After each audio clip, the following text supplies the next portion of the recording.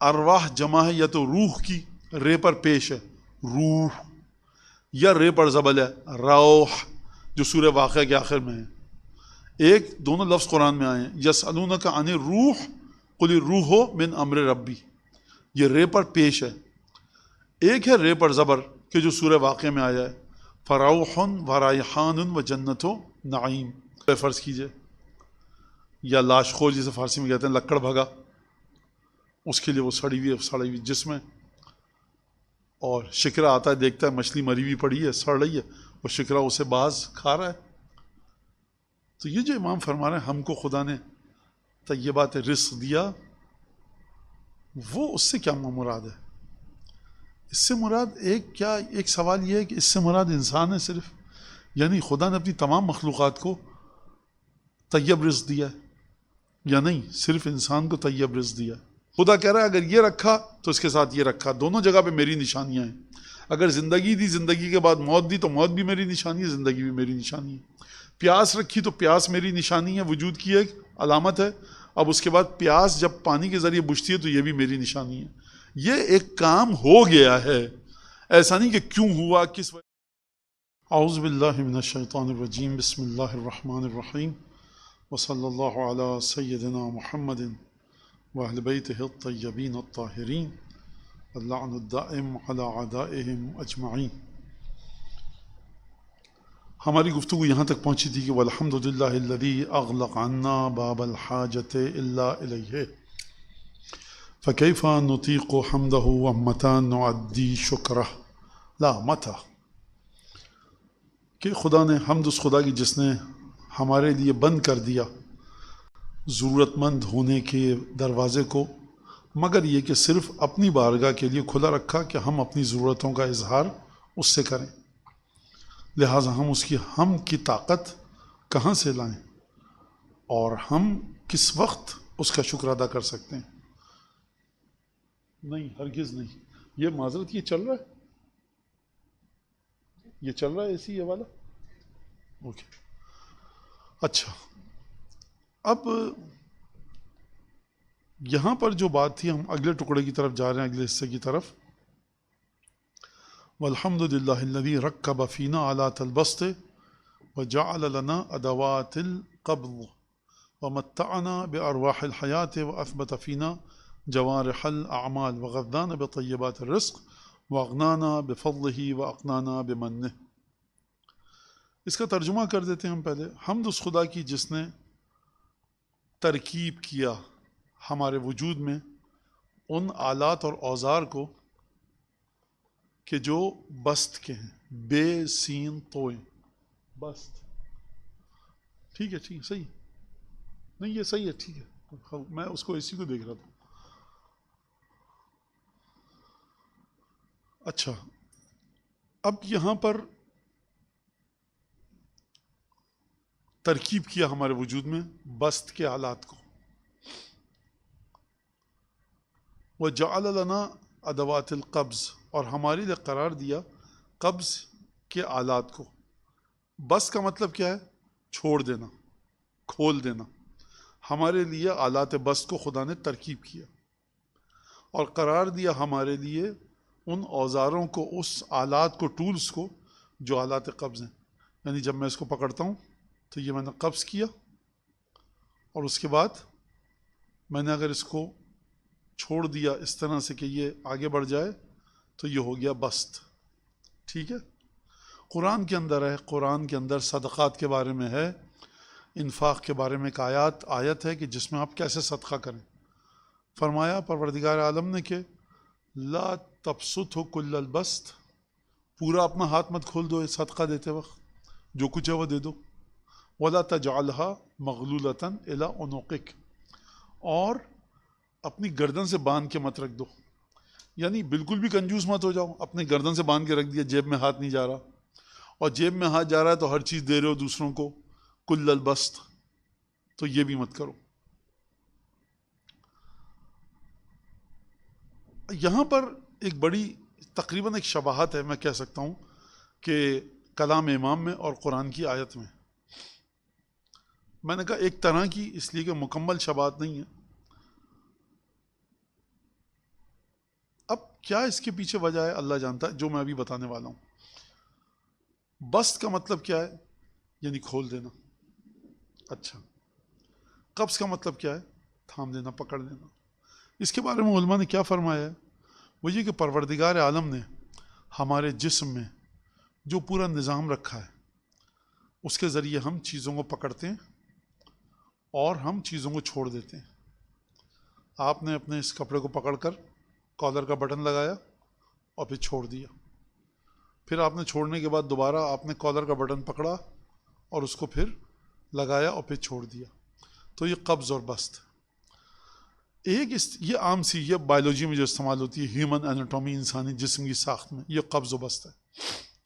اب ایک چیز کو بسط کے لیے اور قبض کے لیے، پکڑنے کے لیے اور پھیلا دینے کے لیے، چھوڑ دینے کے لیے کتنی چیزیں استعمال ہوتی ہیں۔ انسان کا ارادہ ہے، دماغ تک جاتا ہے، دماغ سے ارادہ پھر ہو کر آتا ہے اس کے تمام اعضاء تک، اس میں وہ نروز شامل ہیں، اس میں وہ تمام پٹھے شامل ہیں، اس میں وہ تمام کے تمام جو بھی چیزیں آپ کہیں، بایولوجی جاننے والے، ہیومن انیٹومی جاننے والے ڈاکٹر حضرات، ان کو بہتر پتہ ہوگا، میں بلا وجہ نام لینا نہیں چاہ رہا کیا کیا چیزیں، وہ بات طویل ہو جائے گی، کہ جو تمام چیزیں، ایک آپ نے ارادہ کیا کہ میں اس گلاس کو اٹھاؤں، دماغ کو آپ نے حکم دیا، پھر دماغ نے اعضاء و جوارے کو، کہاں سے یہ چلا میرے دماغ سے ارادہ، اور ہوتا ہوا رگوں، شریان، ورید، آرٹریز، وینز، نہ جانے کیا کیا کیا، نیورونز، اور پھر آ کر ہم نے اس کو پکڑا۔ یہ خدا نے ہمارے اندر رکھا ہے، اور پھر ہم نے ارادہ کیا تو چھوڑ دیا، یہ خدا نے کیا ہے۔ دیکھنے کے اندر بہت آسانی سی بات لگتی ہے، لیکن یہ اس طرح سے نہیں ہے۔ آپ اس کو ہزاروں جگہ پہ جا کر دیکھ سکتے ہیں کہ کہاں پر انسان قبض اور بسط کرتا ہے، بہت ساری چیزیں۔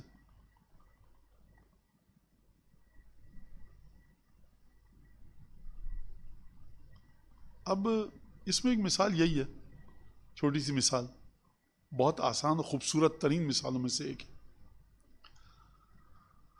میں نے آپ سے پوچھا کہ کیا آپ کو میری آواز آ رہی ہے؟ آپ نے کہا جی مولانا صاحب آ رہی ہے۔ یہ جو آپ نے کہا جی آ رہی ہے آواز، جتنا آپ کا ارادہ تھا اتنی زبان آپ کی ہلی۔ اگر یہ زبان ہلتی رہتی، آ رہی ہے آواز، آ رہی ہے آواز، تو بس تھا، قبض نہیں تھا۔ کیسے ہے یہ معجزہ ہے کہ اب آپ نے ذہن میں سوچتے ہیں، ان الفاظ کو ڈھالتے ہیں، اور پھر اپنی زبان کو آزاد کرتے ہیں، پھر جب چاہتے ہیں اپنی زبان کو روک لیتے ہیں۔ اتنا شدت کے ساتھ زبردست یہ تعلق ہے دماغ کا اور اعضاء و جوارے انسانی کا، اس پہ اور مولا ہم شکریہ ادا کر رہے ہیں۔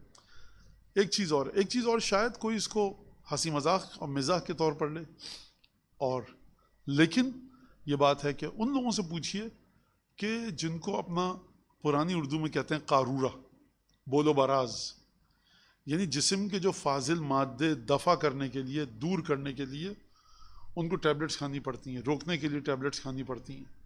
خدا نے کیا سسٹم رکھا ہے، آپ نے پانی پیا بہت زیادہ، اب آپ کا جسم کہتا ہے کہ گردوں نے کام کیا، اب جو پانی آپ کا بچ گیا تھا اس کو گردے آپ کے بھیجیں گے مثانے کی طرف، آپ کی باڈی سے، جسم سے نکلے گا۔ یہ کون طے کرتا ہے کہ کتنا لیکوڈ یورین کی صورت میں آپ کے بدن سے نکلے، ہمارے بدن سے نکلے؟ کون طے کرتا ہے؟ مجھے اپنی انر باڈی، جو جسم کے اندر میری کیفیت ہے، مجھے پتا ہے کہ میرے اندر کتنا پانی میں نے پیا تھا، کتنی چائے پی، کتنی لسی پی، اب اس میں سے لیور، گردے، کیا کیا کیا تمام چیزیں انہوں نے کام کیا۔ اب جو فضول اور فالتو بیکار کا مادہ ہے اسے پانی کی صورت میں، ادرار اور بول کی صورت میں بدن باہر پھینکے گا۔ کتنا کون طے کرے گا؟ یہ خدا نے اندر بھی کیا رکھا ہوا ہے، اندر بھی کیا رکھا ہوا ہے، ایک امساک، قبض اور بسط کے مادے کو رکھا ہوا ہے۔ ٹھیک ہے، یہ ایک تو بات ہو گئی حمد خدا کی۔ یعنی کیا مطلب؟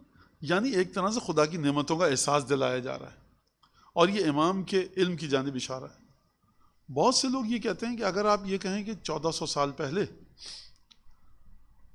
مطلب نوجوان بچے کہتے ہیں، نوجوان بچیاں ہماری، کہ ہم امام کے بارے میں کیسے اندازہ لگائیں، تو آپ اس زمانے میں جو امام کے پاس علم تھا اس کو آج لائیے، اور پھر اس کے بعد دیکھیے کہ امام اس وقت کیا فرما رہے ہیں، کس طرح سے گفتگو فرما رہے ہیں۔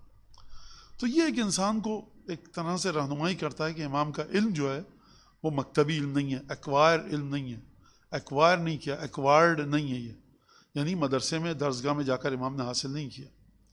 اور عجیب طرح سے خوبصورت 2 جملوں میں امام نے کتنی بڑی بات کہی ہے۔ مانا یہ آج کل ہر میڈیکل کے بچے کو پتہ ہے، آج کل پتہ ہے نا، ہم اس وقت کی بات کر رہے ہیں کہ جب نہیں پتہ تھا۔ اگر 1400 سال پہلے کسی شخص نے A+B کا ہول اسکوائر کھولا، اسے ثابت کیا، تو آج تک اس کی تعریف ہوتی ہے کہ نہیں ہوتی؟ ہوتی ہے اس کی تعریف۔ آج یہ 8 کلاس کے بچے کو پتہ ہے۔ ارشمیدس نے، پیتھاگورس، آرکیمائڈس، جو ارشمیدس جس کو کہتے ہیں آپ لوگ، ہم لوگ کہتے ہیں، نہیں آپ تو نہیں کہتے، اس کو فارسی میں ارشمیدس کہتے ہیں، تو اس نے جو قانون دریافت کیے وہ آج کل معمولی سے قوانین ہیں، لیکن اس وقت دلیل یہ اس بات کی ہے کہ یہ اس وقت ایک بہت پڑھا لکھا شخص تھا، اپنے زمانے سے آگے تھا۔ لہٰذا ہر شخص کو اس کے زمانے میں جا کر دیکھیے، پھر دیکھیے کہ اس کی نالج 1400 برس پہلے، 1000 برس پہلے، 2000 برس پہلے کیا اس لائق ہے کہ آج تک اس کی نالج کو لے کر آیا جا سکے اور وہ اسی طرح سے ویلڈ ہو۔ یہ ایک اہم بات ہے بڑی ائمہ کے علم کے بارے میں۔ وَمَتَّعْنَا بِأَرْوَاحِ الْحَیَاۃ، اور خدا نے ہم کو متع، یمتع تمتیع، امتاع، میم تے عین، متاع کسے کہتے ہیں؟ آپ کے گھر میں فرض کیجئے ایک چیز جو کہ استعمال کی ہو، کسی قابل ہو،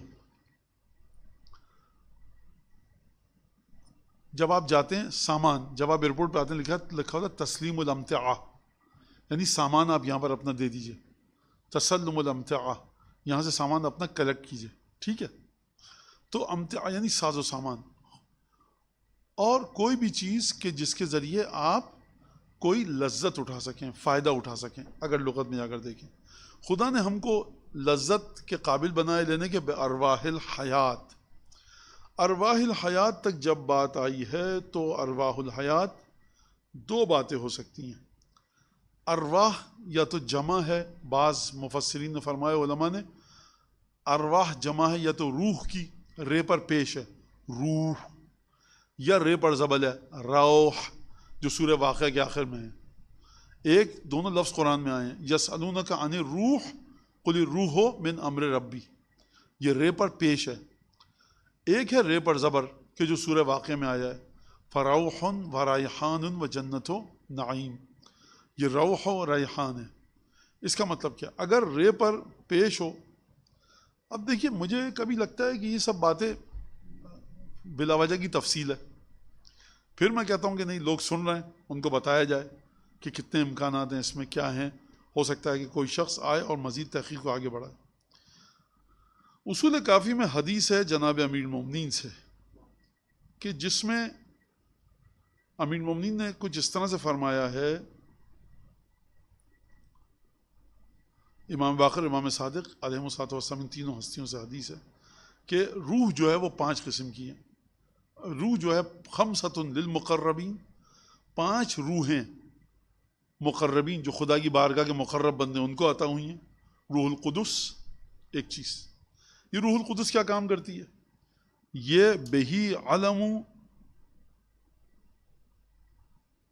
بہی علم جمیع الاشیاء، یہ روح القدس کیا کام کرتی ہے؟ اس کے ذریعے آپ تمام چیزوں کا علم حاصل کرتے ہیں۔ وہ روح الایمان و بہی عبد اللہ، ایک روح آپ کے اندر ہے، آپ کیمرے کا علم حاصل کر رہے ہیں، مائک کا، پانی پینے کا، اس ڈبے کا، باکس کا، کتاب کا، ڈرائیونگ کا، کھایا کیسے جائے، پیا کیسے جائے، سویا کیسے جائے، آرام کیسے کیا جائے، تمام چیزوں، یہ روح القدس ہے۔ وروح الایمان و بہی عبد اللہ، روح ایمان کیا ہے؟ آپ جس روح کے ذریعے، جو اسپرٹ آپ کے اندر ہے جس کے ذریعے آپ خدا کی عبادت کرتے ہیں۔ وروح القوت و بہی جاہد العدا وعالجوا معائشہم، اور ایک روح ہے روح قوت، طاقت کی روح، وہ روح جو طاقت کو سنبھالتی ہے، جس کے ذریعے دشمنوں کے خلاف انسان جہاد کرتا ہے اور اپنی زندگی کے مسائل کا علاج کرتا ہے، اپنی زندگی کے مسائل کو حل کرتا ہے۔ وروح الشہوت، اور نفسانی خواہشات کی روح، جس کے ذریعے انسان طعام کی لذت اور دیگر دوسری لذات کے مزے کو حاصل کرتا ہے۔ وروح البدن، اور بدن کی روح، وبہی دب و درجو، اور بدن کی روح کے ذریعے کیا ہے؟ انسان نشو و نما پاتا ہے، بلندی کی طرف جاتا ہے۔ 5 یہ ہو گئے مقربین کے لیے۔ وَأَرْبَعَةٌ لِأَصْحَابِ الْيَمِينِ، 4 روحیں ہیں اصحاب یمین کے لیے، کہ لیکن وَثَلَاثَةٌ لِأَصْحَابِ الشِّمَالِ وَالدَّوَابِ بِفَقْدِ روح الایمان، یہ 5 روحیں بتا دی امام نے. اب ان میں سے 4 جو ہیں وہ اصحاب یمین کی ہیں. کیا مطلب؟ روح القدس، یہ جو 5 ہیں اس میں سے 4 اصحاب یمین کی ہیں اور 3 اصحاب الشمال کے لیے ہیں، والدواب اور چوپائے کے لیے، بفقد روح الایمان فیہم، کیونکہ اصحاب الشمال جو ان میں ایمان نہیں ہے، جانوروں میں ایمان نہیں ہے، لہذا ان 5 روحوں میں سے کون سی روح کو نکالا جائے؟ روح ایمان کو. بقیہ 4 روحیں کس کے لیے ہیں؟ 4 روحیں اصحاب شمال کے لیے ہیں اور 4 روحیں اصحاب یمین کے لیے ہیں. کس میں؟ جس میں روح القدس نہیں ہے. اچھا، اب ایک اور احتمال یہ ہے کہ اس سے مراد ہو سکتا ہے وہ روحیں ہوں 3 کہ جو اعضائے ثلاثہ سے متعلق ہیں، اعضائے رئیسیہ. کیا مطلب؟ یہ وہ روح ہے، وہ روح حیوانیت کہ جو قوت حیوانیت جس کے بل پر قائم و دائم ہے. یعنی جتنی بھی حیوانات سے مشترک ہماری صفات ہیں، وہ مشترک صفات جس روح کے ذریعے چلتی ہے اس سے پہلی مراد روح حیوانیت ہے. ٹھیک ہے. اچھا، روح نفسانیہ. روح نفسانیہ کیا ہے؟ کہ جو ہمارے سمجھ بوجھ کی طاقت کو کنٹرول کرتی ہے. روح طبیعیہ، ایک روح کون سی ہے؟ طبیعی روح، کہ وہ طبیعی روح کہ جس کے ذریعے جو چیزوں کو کنٹرول کرتی ہے، کہ جس کے ذریعے ہماری طبیعت، ہماری حقیقت باقی ہے. یعنی کیا مطلب؟ غذا، نشو و نما، وہ نشو و نما کہ جو ہمارے وجود سے نکل کر آتی ہے. اب یہ پرانے علماء نے لکھی ہے تو ان کی ٹرمینالوجی مختلف ہے، ہو سکتا ہے آج کی میڈیکل سائنس اس کو کسی اور طرح سے لے. اب یہ تفصیل کے ساتھ گفتگو ہے، اس میں اس سے زیادہ نہیں جاؤں گا. اما اگر وَإِمَّا جَمْعُ روح، یا تو یہ ارواح روح کی جمع ہے. روح کا مطلب کیا ہے؟ نسیم الریح، یعنی وہ ٹھنڈک جو ہوا کے ذریعے آتی ہے. اس کو خلاصے میں بتاؤں میں کہ پروردگار نے ہم کو لذت عطا کی ہے کچھ ارواح حیات کی، زندگی کی ارواح. یہ زندگی کی ارواح کیا معنی ہے اس سے؟ روح، یعنی وہ روح عطا کی. یہ روح کا مطلب کیا؟ سکون. یعنی وہ جو ہوا ہمارے اندر جاتی ہے ہم اس سے سکون پاتے ہیں. ان ارواح کا مطلب ہے روح. کیا مطلب؟ اب یہ پرانے علماء نے اپنی اصطلاح میں لکھا ہے، میں آج کی اصطلاح میں کر رہا ہوں. یہ کہتے ہیں کہ جب آپ کا دل سکڑتا ہے تو وہ کیا کرتا ہے؟ آکسیجن کو اندر لیتا ہے. اور جب آپ کا دل پھیلتا ہے تو وہ معذرت آپ کا بدن جب سکڑتا ہے، جب آپ نے لیا تو آپ کا پیٹ اندر چلا گیا، سکڑا ہی ہے، آپ نے آکسیجن لی اور آپ نے پھینکا ہوا کو، تو آپ کا پیٹ پھول جاتا ہے اور آپ کا دل آکسیجن کو لے کر چاروں طرف پھینکتا ہے. تو ہر جو سانس آپ کی آتی ہے اور جاتی ہے اس میں لذت ہے ایک حیات کی، جس کے ذریعے جسم کو ایک سکون ملتا ہے. تو بہرحال فرما رہے مولا کہ خدا نے ہم کو وہ متاع دی، وہ سامان دیا، وہ ساز و سامان دیا کہ جس کے ذریعے ہم روح یا روح کی لذتوں سے فائدہ اٹھا سکتے ہیں. یہ خدا نے ہم کو دیا. اب یہ میں نے تشریح کر دی ایک حد تک جو ہو سکتی تھی. وہ اسبت فینا جوارح الاعمال. جوارح جمع ہے جارحہ کی. جارحہ کسے کہتے ہیں؟ ہاتھ کو. صحیح ہے، کیونکہ اس کے ذریعے آپ کام کرتے ہیں. ہم کہتے ہیں اعضاء و جوارح، یعنی یہ اعضاء اور جوارح. جوانح کہتے ہیں اعضاء باطنی کو، جیسے دل، جگر، گردہ، پھیپڑا. خدا نے ہمارے اندر ثابت کر کے رکھا کس کو؟ جوارح الاعمال، یعنی وہ جوارح جیسے ہاتھ پیر جن کے ذریعے ہم ظاہری کام کر سکتے ہیں. وغذانا بطیبات الرزق، اور خدا نے ہماری غذا کو فراہم کیا، غذا دی ہمیں اس رزق کے ذریعے جو طیب اور پاک و پاکیزہ ہے. میں نے یہ پہلے بھی کہا تھا، شاید کہ پہلے بھی پتہ نہیں کل کے درس میں تھا، پرسوں کے، یعنی اصول کافی میں تھا یا اسی درس میں تھا.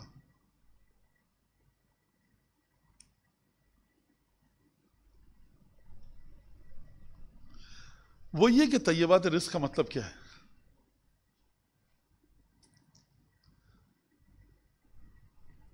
ہر مخلوق کے لیے رزق کا طیب ہونا اس کے حساب سے. جو گدھ آ کر سڑی ہوئی گائے مر گئی ہے رستے میں، گدھ آ کر بیٹھ رہا ہے اس پر، اس کے لیے وہ رزق بڑا بہترین ہے، خدا نے رغبت رکھی ہے اس کے لیے۔ ایک گوشت کا گندا ٹکڑا اتنا سا مہین سا سڑ کے زمین پہ گر گیا، چوٹیاں ہر طرف سے حملہ کرتی ہیں، چوٹیوں کے بڑا لذیذ رزق ہے، تو چوٹیوں کے لیے وہ ہے، ہمارے لیے یہ ہے۔ گدھ کے لیے وہ سڑی ہوئی لاش ہے، جو گیدڑ ہے فرض کیجئے، یا لاش خور جسے فارسی میں کہتے ہیں، لکڑ بھگا، اس کے لیے وہ سڑی ہوئی جسم ہے۔ اور شکرا آتا ہے، دیکھتا ہے مچھلی مری ہوئی پڑی ہے، سڑ رہی ہے، اور شکرا اسے باز کھا رہا ہے۔ تو یہ جو امام فرما رہے ہیں ہم کو خدا نے طیبات رزق دیا، وہ اس سے کیا مراد ہے؟ اس سے مراد ایک سوال یہ ہے کہ اس سے مراد انسان ہے صرف، یعنی خدا نے اپنی تمام مخلوقات کو طیب رزق دیا ہے، یا نہیں صرف انسان کو طیب رزق دیا؟ یہ ایک سوال ہے۔ میں یہ سمجھتا ہوں، جو میری ذاتی رائے ہے وہ یہ کہ انسانوں کی بات ہو رہی ہے، غزانہ ہم کو دیا ہے، ہم سے مراد انسان۔ طیبات الرزق، رزق کا طیب، آپ دیکھیے کہ پروردگار عالم نے جو رزق انسان کو دیا ہے اور کھانے کا حکم دیا ہے، اس کے لیے پروردگار عالم نے کچھ راستے معین کیے۔ اگر آپ نے جانور کو ذبح نہیں کیا، یہ طیب رزق نہیں ہے۔ حلال رزق کی بات نہیں کر رہے ہم طیب کی بات کر رہے ہیں، پاک و پاکیزہ، خوشگوار۔ تو اب ایک تو آپ دیکھیے سیب، انار، آم، امرود، یہ پھل دیکھیے، اس کی خوشبو دیکھیے، دل کو بھاتی ہے، انسان کے بہترین خوشبو ہے۔ یہ کہا جا سکتا ہے کہ جو بقیہ حیوانات کو رزق ہے وہ طیب و طاہر نہیں ہے، کیونکہ وہ رزق جب اپنی اس کیفیت سے نیچے کی طرف آ جائے تو پھر وہ طیب و طاہر نہیں رہتا۔ لہٰذا انسان کو طیب رزق خدا نے عطا کیا کہ وہ اس سے کھائے۔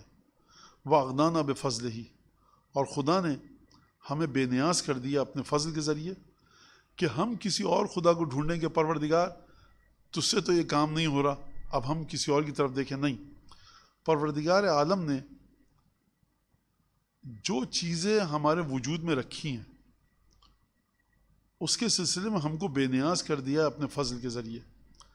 اگر بھوک رکھی ہے تو بھوک کا سامان رکھا ہے، اگر پیاس رکھی ہے تو پیاس مٹانے کا سامان رکھا ہے، اور پروردگار نے ہمیں اس طرح سے نعمتیں عطا کی ہیں کہ ہم کسی اور کی طرف نہ دیکھیں۔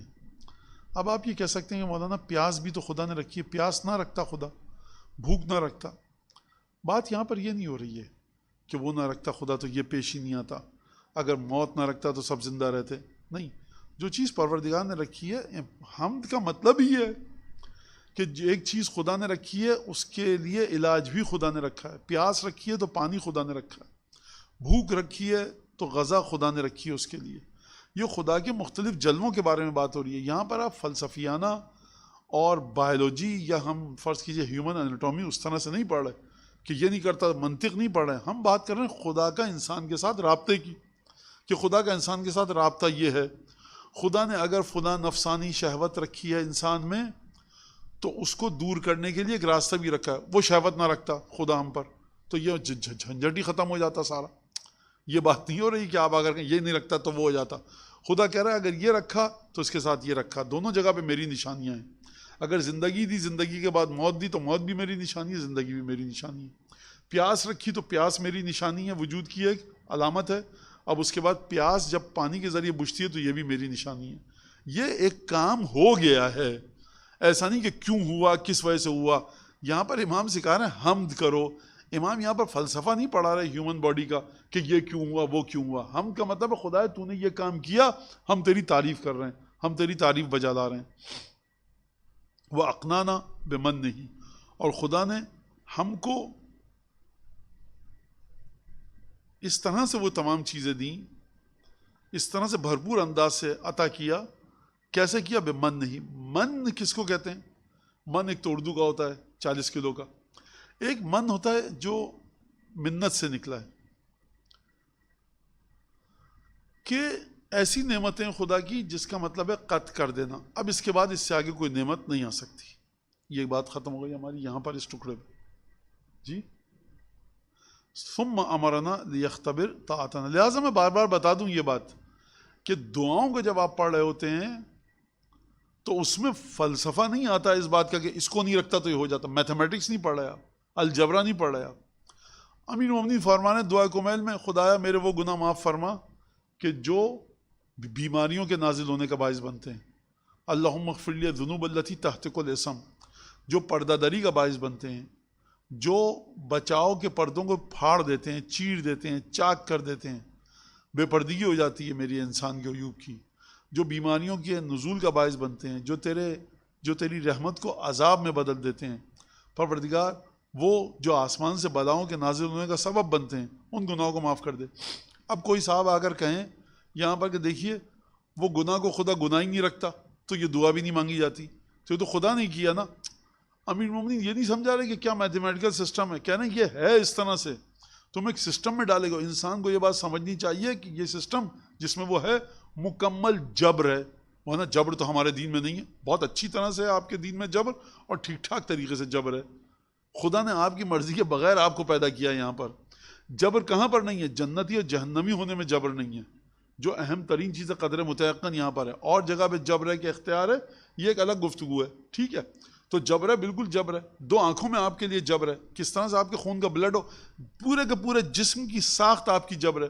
کن ماں باپ سے آپ پیدا ہوں گے جبر ہے, کس علاقے میں کس وقت پیدا ہوں گے جبر ہے. کسی میں آپ کا کوئی اختیار نہیں ہے. لہٰذا اب یہ اور بات ہے کہ جبر تکالیف میں کہاں سے آتا ہے, بیماریاں آتی ہیں کہاں سے آتا ہے. تو انسان کو یہ سمجھنا, وہ ایک الگ گفتگو ہے. بیمار میں کیوں ہوتا ہوں, مجھے مالی نقصان کیوں ہوتا ہے, میرے جسم میں چوٹ کیوں لگتی ہے, کیا میرے گناہوں کا نتیجہ ہے, کیا یہ میرا امتحان ہے, کیا ہے, یہ ایک الگ گفتگو ہے, ہم اس میں نہیں جا رہے. کہاں پر جبر ہے, اس لحاظ سے میں کہہ رہا ہوں جبر ہے, اور بڑا زبردست جبر ہے کہ آپ کو ایک سسٹم میں بھیجا گیا ہے. سورج ایک جبر ہے, اختیار ہے آپ کو سورج کی روشنی کم زیادہ کرنے کا. چاند نکلے گا 29 کا, جبر ہے. رمضان آئے گا اس دفعہ اچھے موسم میں, فرض کیجئے انشاءاللہ کے. ٹھیک ہے, تو خدا آپ سب کو, ہم سب کو رمضان میں روز رکھنے کی توفیق عطا فرمائے صحت سلامتی سے. جبر ہے, ختم بات. آپ چاند ایسے نکل رہا ہے, جبر ہے. آپ کو ایک سسٹم میں پھینکا گیا ہے, لا کر ڈالا گیا ہے, ٹھوسا گیا ہے, رکھا گیا ہے. ایک سسٹم پورا امپوزڈ ہے آپ پہ, تھوپا جا چکا ہے آپ پر.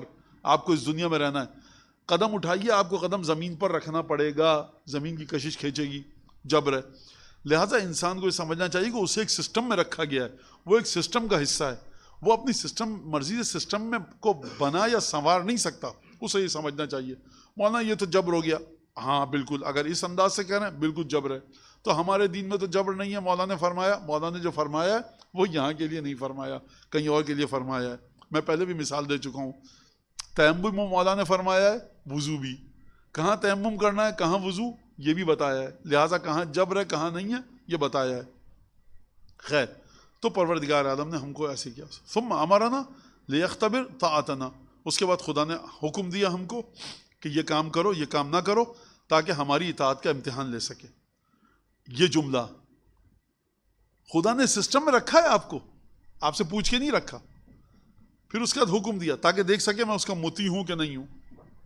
فنہانا لیبتلی شکرنا, اور خدا نے ہم کو منع کیا تاکہ ہم کو شکر سے کے ذریعے امتحان لے سکے. اطاعت کا مطلب کیا ہے؟ پروردگار تو نے کہا بالکل سر آنکھوں پر میں یہ کام انجام دوں گا. لیکن جب نہیں کی بات کر رہے ہیں امام, منع کرنے کی, روکنے کی, تو وہاں پر ابتلا فرما رہے ہیں. مبتلا کیا خدا نے ہم کو, منع کیا تاکہ ہمیں مبتلا کر سکے شکر میں. شکر کا ابتلا کا مطلب کیا ہے؟ یعنی امتحان لے شکر کے ذریعے. جب خداوند تبارک و تعالیٰ مجھے منع کر رہا ہے, یہ منع کرنا دو طرح کا ہے. ایک منع کرنا یہ کہ یہاں پر لذیذ مشروب رکھا ہے, ایک بڑی لذیذ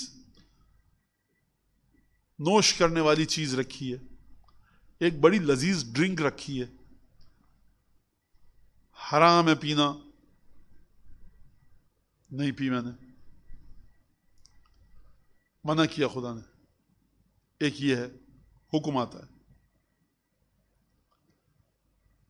تو اب اس کے ذریعے مجھے کیا کرنا ہے؟ یہاں پر مجھے شکر کرنا ہے پروردگار عالم کا کہ پروردگار تو نے جو مجھے جن چیزوں سے روک دیا تو اس میں میرا نقصان نہیں کہ میں شکوہ کروں. ایک ہے شکوہ، ایک ہے شکر. تب بھی شکر بجا لاؤ، کیونکہ جب پروردگار عالم منع کرتا ہے تو وہاں پر ایک شکوے کی کیفیت آ جاتی ہے. جب شکوے کی کیفیت آتی ہے، دیکھو پروردگار نے جہاں سے روکا تم کو، وہاں شکوہ مت کرو بلکہ شکر کرو. روک دیا، پروردگار تیرا شکر ہے کہ تو نے ان سے روکا. فخالفنا عن طریق امری، لہذا انسانوں نے اس کے حکم کے راستے سے مخالفت کی. ورکبنا متون زجرہ، اور انسان ہم سوار ہو گئے کن چیزوں پر؟ جن چیزوں کی سواری سے خدا نے منع کیا تھا، جن چیزوں پر خدا نے روکا تھا، ان چیزوں کو ہم نے اڈاپٹ کر لیا. جب ہم نے غلط راستے کو اختیار کیا اور ہم ان چیزوں پر سوار ہو گئے جن چیزوں کی سواری سے خدا نے منع کیا تھا، تو خدا بہت جلدی سے آ کر ہم کو عذاب دے سکتا تھا. لیکن خدا نے کیا کیا؟ ہماری غلطیوں کے باوجود بھی فلم یبتدرنا بعقوبتہ، اس کے باوجود بھی خدا نے جلدی نہیں کی ہمارے عقاب میں. ولم یعاجلنا بنقمتہ، اور خدا نے ہم سے انتقام لینے میں جلدی نہیں کی. فوراً آ رہا ہوں میں تمہیں عذاب دینے کے لیے، فوراً انتقام لینے کے لیے آ رہا ہوں، خدا نے نہیں کیا. بلکہ کیا کیا؟ بلکہ تأنی کہتے ہیں مہلت دینے کو، بلکہ ہم کو مہلت دی. کیوں مہلت دی؟ کہ ہم بڑے اچھے بندے ہیں اس کے؟ نہیں، خوب توجہ کریں. برحمت ہی، خدا نے جو ہم کو مہلت دی اس وجہ سے کہ خدا کے وجود میں رحمت ہی رحمت ہے. ہماری چشم و ابرو خدا کو پسند نہیں آئی کہ ہم صاحب بڑے خوبصورت تھے اور تمام بہترین تھے لوگ، اس وجہ سے ہم کو مہلت دی. نہیں، برحمت ہی، اس کے وجود کی رحمت کی وجہ سے خدا نے ہم کو مہلت دی. تکرمن، اور یہ جو خدا نے اپنی رحمت کی وجہ سے ہم کو مہلت دی، تو کیا ایسا کام کر کے مہلت دی کہ ہماری آبرو کو برباد کر دے خدا، ہمیں ذلیل اور رسوا کر دے؟ تکرمن، کرم کا مظاہرہ کرتے ہوئے خدا نے یہ کام کیا. کیا مطلب خدا نے کرم کا مظاہرہ کرتے ہوئے کام کیا؟ یعنی حق نہیں تھا ہمارا. تکرمن کا مطلب کیا ہے؟ کہ کرم سے کام لینا. آپ جب بھی اردو کے اندر کہا جاتا ہے کہ میں نے صبر سے کام لیا، میں نے کرم سے کام لیا، میں نے خوش اسلوبی کے ساتھ کام لیا، اس کا مطلب ہے حق نہیں تھا ان صاحب کا کہ میں خوش اسلوبی سے بات کروں، حق نہیں تھا ان صاحب کا کہ میں عزت دوں. آپ کہتے ہیں کہ میں نے فلاں چیز کو بروئے کار لاتے ہوئے، یعنی زبردستی آپ نے اپنے اوپر ایک خول چڑھایا، خوشگواری کا، اچھے موڈ کا، خندہ پیشانی کا، اور اس کے بعد یہ کام کیا. لہٰذا بے رحمت ہی، خدا نے اپنی رحمت کے ذریعے کام کیا. تکرمن، ہماری عزت کو باقی رکھتے ہوئے، کرم کا مظاہرہ کرتے ہوئے اپنی ذات سے. وانتظر مراجعتنا، اور خدا منتظر رہا کہ یہ جو گناہ کے راستے پر چل چکا ہے یہ لوٹ کے کب آئے گا. خوب توجہ کیجیے گا، کیا خوبصورت جملہ ہے واقعاً. اگر یہ جملہ منتقل ہو جائے آپ حضرات تک، میں نے گناہ کیا، میں گناہ کے راستے پہ چل پڑا، خدا نے نہ انتقام لیا فوراً مجھ سے، نہ مجھے عذاب کیا، بلکہ مجھے مہلت دی. کیوں مہلت دی؟ کیونکہ میں بڑا زبردست بندہ ہوں، میں نے تو نماز شب آج تک قضا نہیں کیا، میں نے جھوٹ نہیں بولا، میں نے فسق و فجور نہیں کیا، مجھ سے اچھا تو انسان کوئی ہے ہی نہیں، ابھی میں 4 دن سے گناہ میں مبتلا ہوں. نہیں، اس وجہ سے نہیں کہ میں بہت اچھا انسان ہوں، بلکہ خدا کی رحمت کا تقاضا تھا کہ خدا نے مجھے چھوڑا. میرے اندر کوئی خوبی نہ تھی نہ ہے. تکرمن، کیوں کیا؟ کرم کا مظاہرہ کرتے ہوئے. اور انتظار کرتا رہا خدا کہ یہ جو صاحب چل چکے ہیں گناہ کے راستے پر، کب مراجعہ کریں، لوٹ کر گھر آئیں. بیٹا گھر سے باہر چلا گیا ہے رات کو، باپ نے کہا دیکھو مغرب کے بعد مت نکلنا. باپ انتظار کر رہا ہے، ماں کا فون آتا ہے جلدی سے گھر آ جاؤ، بابا انتظار کر رہے ہیں تمہارے. اچھا، بچہ پوچھتا ہے ماں سے کیسے؟ خون کھول رہا ہے، شدید غصے میں، غصے کے اندر باپ انتظار کر رہا ہے. ایک دفعہ باپ انتظار کر رہا ہوتا ہے پیار و محبت کے ساتھ، کہاں چلا گیا یہ، میری اولاد کہاں گئی، فون کیجئے، ڈھونڈیے، جلدی آؤ بیٹا، بابا انتظار کر رہے ہیں تمہارا باپ. یہ انتظار ہے لیکن پیار و محبت کے ساتھ، رحم دلی کے ساتھ. جب ہم گناہ کے راستے پہ چل جاتے ہیں تب بھی خدا ہم کو مہلت دیتا ہے اپنی رحمت کے ذریعے، کرم کا مظاہرہ کرتے ہوئے، اور انتظار کرتا رہتا ہے کہ ہم کب لوٹ کر آئیں. کیوں انتظار کرتا ہے؟ غصے کے عالم میں بفرا ہوا؟ نہیں، برافت ہی حلمن، اپنی رحمت کو بروئے کار لاتے ہوئے انتظار کرتا ہے.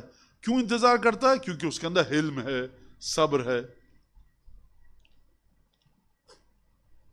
اچھا، اب میں چل پڑا گناہ کے راستے پر، واپس نہیں آ رہا، خدا انتظار کر رہا ہے.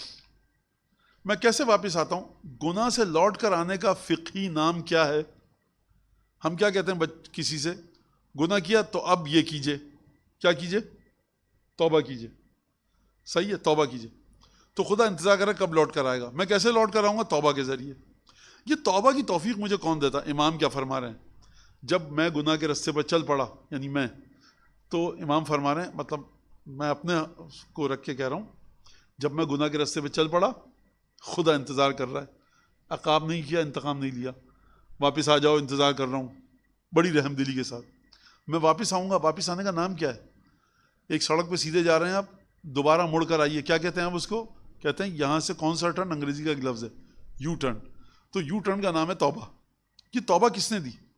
اگر سڑک بنانے والے نے یو ٹرن نہ رکھا ہو، میں لاکھ چیختا رہا ہوں یو ٹرن لیجیے. آپ کیا مولانا کہاں سے میں یو ٹرن لوں؟ کیا فٹ پاتھ پہ گاڑی چڑھا دوں، مار دوں، ٹکر کر دوں، کیا کروں؟ میں کہوں نہیں یہاں سے یو ٹرن. میں کیا مولانا لیٹ تو لوں گا لیکن وہ جرم ہے، غلط ہے، ایکسیڈنٹ ہو جائے گا. نہیں ہو سکتا، آپ چلتے رہیے اسی رستے پر. اگر کبھی یو ٹرن نہ آئے، آپ قیامت تک اسی طرح گاڑی چلاتے رہیں گے. والحمد للہ الذی، حمد اس خدا کی کہ کریٹ کیا، خلق کیا ہمارے لیے یو ٹرن کو اس نے. دلنا علی التوبہ، جس نے رہنمائی کی ہماری توبہ کی طرف. خوب توجہ کیجیے گا، تیسری صفات ہے، صفات ہے خدا کی. چل چکا ہوں گناہ کے راستے پہ، خدا بالکل آرام سے بیٹھا ہے، محبت کی وجہ سے. ہاتھ باندھ دیے خدا کے، نہیں میں بڑا اچھا آدمی ہوں، متقی پرہیزگار، شیخ توسی، شیخ مفید، نہیں بہت برا آدمی ہوں. خدا کہہ رہا نہیں، واپس آنے کا انتظار کرو. انتظار کر رہا ہے غصے میں، بڑے پیار سے انتظار بھی کر رہا ہے، انتظار کا راستہ بھی بتا رہا ہے مجھے کہ توبہ کرو.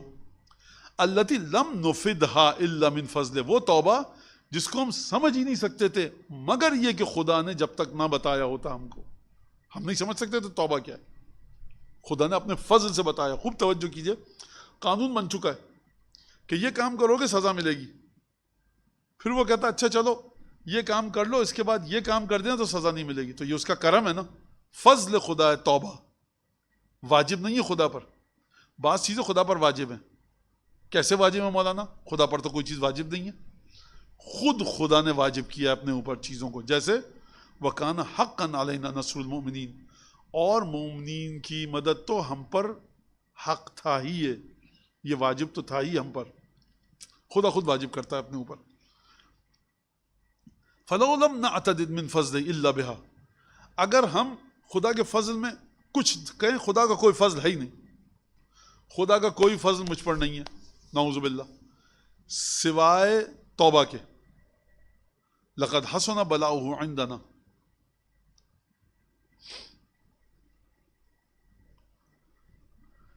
حسن بلاؤہ عندنا کا مطلب یہ ہے کہ خدا فرض کیجئے توبہ ہم کو نہیں بتاتا. فرض کیجئے میں نماز قضا کر لی، مغرب عشاء کی نماز نہیں پڑھی، آج قضا ہو گئی. ظہر اثر نہیں پڑھی، فجر نہیں پڑھی، قضا ہو گئی. میں نے جان بوجھ کے قضا کی نماز. جب میں نماز جان بوجھ کے قضا کی تو اس قضا کی کوئی سزا ہوگی؟ پیر پھسلے گا، ناخن ٹوٹ جائے گا، فرض کیجئے 10 ریال میری جیب سے گر جائیں گے، کچھ بھی ہو سکتا ہے، مجھے کیا پتا. غلط کام کیا تو سزا تو ملے گی. امام فرما رہے ہیں کہ اگر ہم توبہ کو نہ بھی دیکھتے، توبہ کو نظر میں نہ رکھتے، اور خدا ہم کو کوئی بلا دیتا، بھائی توبہ تو نہیں بتایا خدا نے راستہ، ٹھیک ہے، یو ٹرن نہیں بتایا، اب خدا کہہ رہے توبہ تو میں نے نہیں رکھی، اس کے بدلے میں ایک سزا رکھی، وہ سزا ملے گی تب تمہارا حساب صاف ہوگا. بات سمجھ رہے میری آپ؟ توبہ میں نہیں کر رہا، استغفر اللہ نہیں رکھا خدا نے. اب خدا کیا کرے گا؟ اب انتظار کرو، ایک سزا ملے گی. تو تب بھی یہ بڑی خوبصورت بات ہوتی. کیوں ہوتی؟ کیونکہ خدا آخرت میں خدا نے ایک عذاب رکھا ہوا ہے. خدا کہتا تو آخرت میں آگے بھگتنا، قانون قانون ہے. تم نے جواب لکھ دیا پرچے میں غلط، اب تو نتیجہ جب نکلے گا تبھی بھگتنا. پورے سال بیٹھو دوبارہ سے پڑھو. تو تب بھی خدا کا شکر ہے کہ اس نے ہمیں اپنے اسکول سے نہیں نکال دیا. اس نے کہا اسی اسکول میں رہو پورا سال، اگلے سال پڑھنا پڑے گا. تو تب بھی ہم شکر ادا کرتے ہیں ہیڈ ماسٹر صاحب کا کہ آپ نے اسکول میں تو رکھا. ہیڈ ماسٹر نے کہا اچھا چلو دیکھو فیل ہوگا ایک پرچے میں، 3 مہینے بعد دوبارہ ایگزام دے دینا، جب گرمیوں کی چھٹیاں ختم ہوں گی تو گرمیوں کی چھٹیاں ختم ہونے سے 1 ہفتے پہلے آ کے ایگزام دے دینا. تو یہ کر سکتا تھا، وہ ہمیں بلاؤں میں ڈال سکتا تھا، کچھ بھی بلا میں اس نے نہیں کیا. اس نے توبہ کرو سب صاف ہو جائے گا معاملہ. تو یہ جو بلاؤں میں ڈالتا توبہ نہیں سکھاتا. اب ہم کیا کہہ رہے ہیں؟ توبہ نہیں سکھاتا خدا ہم کو. کہتا کہ اب توبہ تو نہیں بتائی میں نے تم کو, توبہ کوئی ہے ہی نہیں, کچھ ہے ہی نہیں توبہ, اب تمہیں سزا ملے گی. نماز صبح قضا کی پیٹ میں درد رہے گا 3 دن تک, تڑپتے رہو گے, 3 دن بعد صحیح ہو جائے گا, تو صبح کی نماز کا گناہ تھا صاف ہو گیا. تو تب بھی خوبصورت بات ہوتی. کیوں؟ کیونکہ آخرت میں جو چیز تھی اس نے بچا لیا. آخرت میں نہ جانے کتنے 100 سال رہتے, اس نے 3 دن 4 دن کے ذریعے بچا لیا. پھر وہ یہ اعتراض امام کے اوپر نعوذ باللہ کوئی کر سکتا ہے کہ یہ کیا بات کر رہے ہیں, یہ بھائی نہیں رکھتا. تو میں پھر کہوں گا آپ سے کہ امام یہ نہیں کہہ رہا کہ دیکھو ہم آؤ صحیفہ سجادیہ میں تمہیں نئی خدائی کریٹ کرنے کا طریقہ بتائیں, بندگی کا نئی طریقہ, خدا کو ہٹاؤ سائڈ میں, خدا سے خدا کنارے پہ ہو جا, ہم 6 ارب ہیں تو ایک ہے, کیا بگاڑ لے گا ہمارا, دیکھ لیتے ہیں, ہم 6 ارب مل کے ایک الگ دنیا بناتے ہیں, الگ جگہ پہ رہتے ہیں. نہیں چاہیے یہ سسٹم, خدا ہے الگ, عیسیٰ موسیٰ کو اپنے پاس, ہم نہیں مانتے, ہم ایتھیسٹ ہیں نعوذ باللہ. تو یہ کیا مذاق ہے, انجیل توراہ زبور کچھ, یہ کیا عجیب فضول باتیں کر رہے ہو تم لوگ بیٹھ کے, مسلمان موحد خدا پرست, کوئی ایتھیسٹ. امام یہ جگہ ہے ہی نہیں, کہیں نہیں جا سکتی ہے, یہ اعتراض کیا ہی نہیں جا سکتا امام پر اور تمام موحدین پر, معصومین علیہ السلام پر. کیوں؟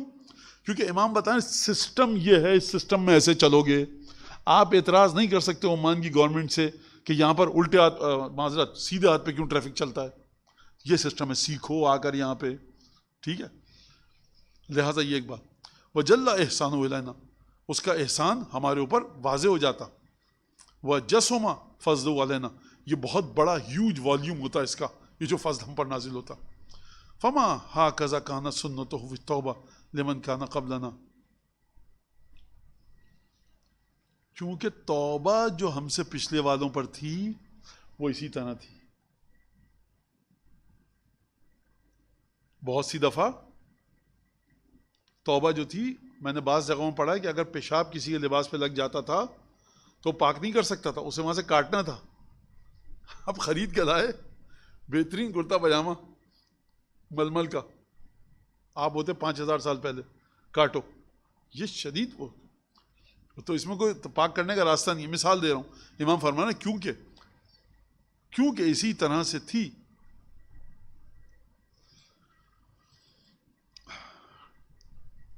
کیونکہ اس طرح سے نہیں تھی جو ہم کو تو نے توبہ دی ہے, وہ اس طرح سے نہیں تھی پچھلے والوں پر. یہ ہم پر فضل ہے, یہ ہم پر رحمت ہے کہ ہمیں توبہ کا راستہ بتایا. اب روایت کے اندر بہت ساری چیزیں جو آپ کے لیے آسان کر دی گئیں رسول خدا کے وجود کی وجہ سے.